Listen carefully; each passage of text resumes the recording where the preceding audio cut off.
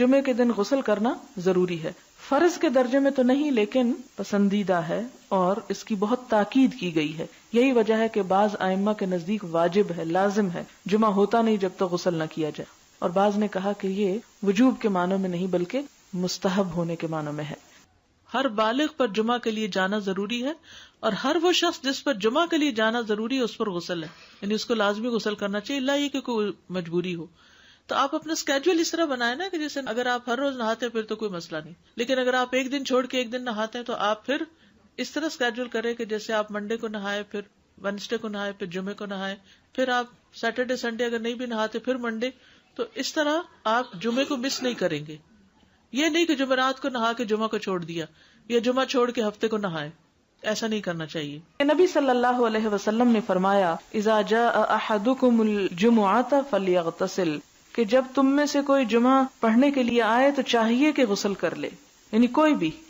آپ نے فرمایا کہ جمعے کے دن کا غسل ہر جوان شخص پر فرض ہے، واجب ہے، اور واجب یہاں یعنی لازم کے معنوں میں آ رہا ہے.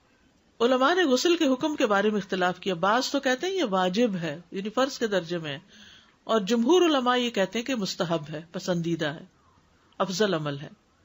حدیث میں آتا ہے جس نے جمعے کے دن وضو کیا اس نے اچھا کیا، اور جس نے غسل کیا تو یہ افضل ہے. عمر بن خطاب اس اسنا میں کہ وہ کھڑے تھے جمعے کے دن خطبہ دیتے ہوئے، اذ جاء رجل من المہاجرین الاولین، جب آیا ان کے پاس ایک شخص مہاجرین میں سے جو سب سے پہلے مہاجر تھے، من اصحاب النبی صلی اللہ علیہ وسلم، حضور صلی اللہ علیہ وسلم کے ساتھیوں میں سے بھی تھے، اور کہا جاتا ہے کہ یہ حضرت عثمان تھے. فناداہ عمر، تو ان کو حضرت عمر نے خطبے کے حالت میں پکارا. ایت ساعۃ ھذہ، کون سی ہے گھڑی یہ کون سا وقت ہے؟ قال انی شغلت، تو انہوں نے کہا کہ میں مشغول تھا. فلم انقلب الی اہلی، تو میں گھر نہ جا سکا. حتی سمعت التاذین، یہاں تک کہ میں نے آذان سن لی یعنی جمعے کی.